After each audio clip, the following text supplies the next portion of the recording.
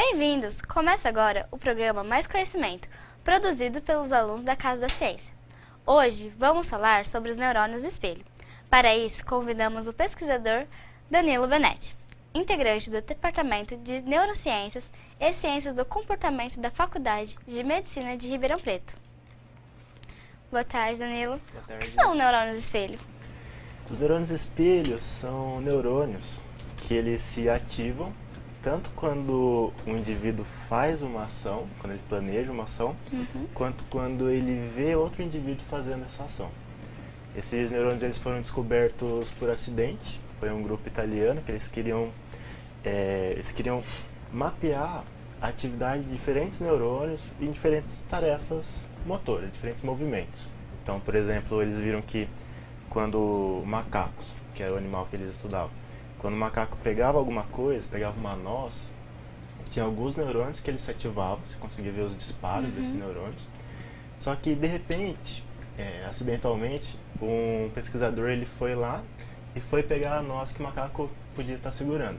E quando o pesquisador pegou essa noz, o mesmo neurônio do macaco que disparou quando o macaco pegava a noz, também disparou quando ele viu o pesquisador pegar a noz. Quando eles descobriram isso, eles viram o achado magnífico. Eles tentaram publicar isso na principal revista científica do mundo, mas aí essa revista disse que eles não tinham muito interesse sobre isso.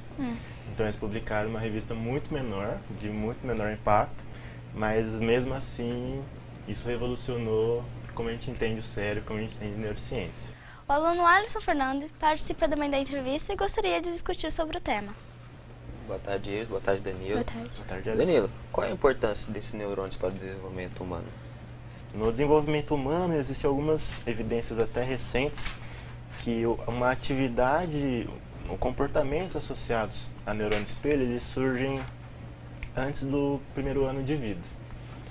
E como eu havia mencionado, que essa ideia de você ter a atividade associada ao planejamento de uma ação e a mesma atividade quando você vê outro indivíduo participando, outro indivíduo fazendo essa ação, isso gerou várias especulações que foram confirmadas do papel desses neurônios.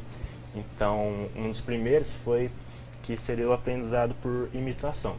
Então, é aquela coisa, você vê alguém fazendo uma ação, vê alguém tocando uma música, alguém tocando um instrumento, fazendo um futebol, um esporte, você consegue aprender mais ou menos o que é aquelas mesmas ações, movimentos, só de observar isso. E o negócio que é muito curioso, quando descobriram esses neurônios em macacos, eles descobriram uma área que chamava córtex pré-motor. Em humanos, é muito possível que essa mesma área ela seja homóloga. O que seria homólogo? É como se fosse o meu braço, o braço de um humano, é homólogo ao braço de um morcego, homólogo ao braço de um macaco, a nadadeira de uma baleia. Então a gente também consegue entender essas homologias com o cérebro. E uma das ideias é que essa área que se descobriu os neurônios espelho no macaco, córtex pré-motor, pode ser homóloga, ou seja, a mesma área, que a gente chama de área de Broca em humanos. O que essa área de Broca faz? Foi a primeira área descoberta em neurociência que ela tem uma função muito específica, que é na linguagem.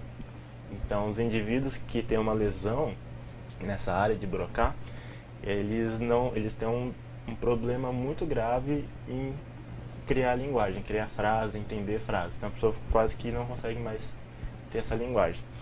Então, se esses neurônios espelho, que está muito envolvido com esse aprendizado por imitação, e eles se situam em grande parte nessa área associada à linguagem, então muito provavelmente que esses neurônios espelho têm um papel muito importante no aprendizado da língua, da linguagem.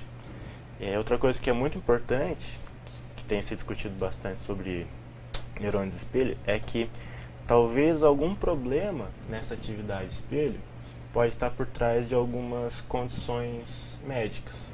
Uma das principais que se dizem é do autismo. Então, uma das principais características do autismo é que você tem um certo isolamento social, e quando o indivíduo é muito criança, uma das principais formas de talvez prever ou diagnosticar o indivíduo com autismo é que ele demora muito para aprender a falar, ou demora muito para falar, talvez pelo aprendizado.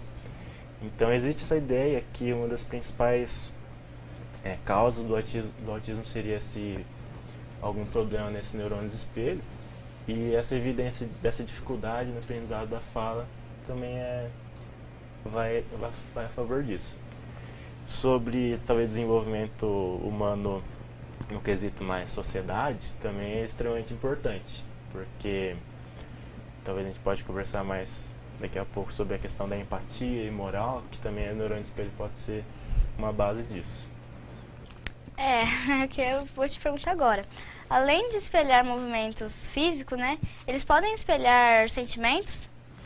Então essa é uma das perguntas mais quentes sobre a atividade dos neurônios espelho. E como eles foram descobertos estudando ali os movimentos, como que os movimentos são codificados no cérebro. Só que aí viram que essa, vamos dizer, uma propriedade, né, uma característica de vários neurônios do cérebro. Então descobriram primeiro ali nas regiões motoras, então basicamente o planejamento de uma ação, quando você observa alguém fazendo a ação. E uma coisa que é curiosa, que também é uma das explicações para o bocejo contagioso. Quando descobriram isso nos movimentos, aí começaram a investigar se essa mesma característica espelho estava envolvida em outras questões do comportamento e do cérebro. Então, e realmente descobriram, um dos primeiros trabalhos, é que quando o indivíduo sente uma dor, um estímulo doloroso, tem um estudo que conseguiram fazer com alguns pacientes que iam sofrer uma cirurgia no cérebro, conseguiram registrar ali alguns neurônios de algumas regiões cerebrais, que são muito associados à dor. Aí eles viram também que alguns neurônios, eles se ativavam quando o indivíduo recebia uma estimulação dolorosa, mas também viram que os mesmos neurônios também se ativavam quando via o pesquisador sofrendo uma estimulação dolorosa e fazendo uma cara de dor. Então é o mesmo neurônio que codifica, ou seja, gera informação cerebral da dor em um indivíduo. A pessoa vai então codificar essa dor e também vai ter essa dor se ele vê outra pessoa sentindo. Essa questão da dor, isso é bem óbvio no nosso cotidiano. A gente vê alguém se machucando, a gente sente a dor, às vezes até no mesmo lugar. Então, isso faz muito sentido na questão do neurônio espelho. E não só a dor, que é um dos mais estudados, também viram que outros sistemas emocionais, medo, nojo é um que é bem claro, medo, nojo, alegria, quando você faz uma doação, o indivíduo que faz uma doação maior ativa a mesma área que é associada à recompensa de um indivíduo que recebe uma recompensa monetária, recebe um dinheiro. Então aquela coisa, fazer o bem faz bem. E, por exemplo, cinema, a gente vê um filme triste, a gente sente tristeza. Quando a gente vê um indivíduo com medo, a gente sente o medo. Isso também, se a gente pensa em como isso influenciou a nossa evolução, isso faz muito sentido, porque todas as emoções, se você parar para analisar, elas têm uma expressão facial característica. O medo, você sabe que é um medo, o nojo, você sabe que é um nojo. E quando você vê a expressão facial dessa pessoa, se você olhar para o cérebro, a mesma região que se ativa quando você sente medo é a região que se ativa quando você vê alguém com a expressão facial do medo. E outra coisa que é curiosa é que só de fazer a expressão facial de uma emoção, você tem as respostas corporais daquela emoção. Você tem o sentimento daquela emoção. Então, o fato de que você vê outra pessoa com a expressão de uma emoção, a expressão de medo, você sentir medo, também está associado a essa atividade de espelho, que é você sentir exatamente o que a outra pessoa está sentindo. E a importância disso como papel adaptativo é muito grande. Você vê um indivíduo com medo, você sente medo, pode ser que tenha um perigo ali. Você vê um indivíduo com nojo de alguma coisa, você vai sentir nojo, você vai evitar de comer o que aquela pessoa comeu. Você faz alguma coisa que pode ser boa para alguém, a pessoa vai se sentir bem, você vai se sentir bem, isso vai estreitar os laços sociais que você tem com aquele indivíduo, com outros indivíduos, e vai garantir uma melhor sociedade ali, né, naquele grupo. Então essa questão da empatia, do sentimento, que é, a gente pode até pensar empatia como isso, né? Essa capacidade de se colocar no lugar do outro, se sentir o que o outro sente. Isso é, vários pesquisadores, vários sugerem, e existem várias evidências que isso também tem um neurônio de espelho por trás. Então, a empatia, ela é ligada ou são estimuladas por esses neurônios espelho? O que se sugere, e que tem muitas evidências, é que sim. Desde que esses neurônios foram descobertos, vários pesquisadores independentes, que eram os principais estudiosos da empatia, eles já olharam esses achados de neurônios espelho e falaram, com certeza essa é a base da empatia. E o que faz muito sentido. Você tem no cérebro, então, essa característica espelho nos nossos sistemas emocionais. Isso faz muito sentido. E toda a questão evolutiva de que isso é adaptativo, isso é bom para a nossa espécie, que você sentir o que o outro sente pode ter várias vantagens. E esse neurônio espelho com certeza está por trás disso. E até isso levanta algumas questões bem interessantes sobre questão social, que para pensar na moral, ou na parte mais filosófica, mas também aplicando um pouco nas leis que existem.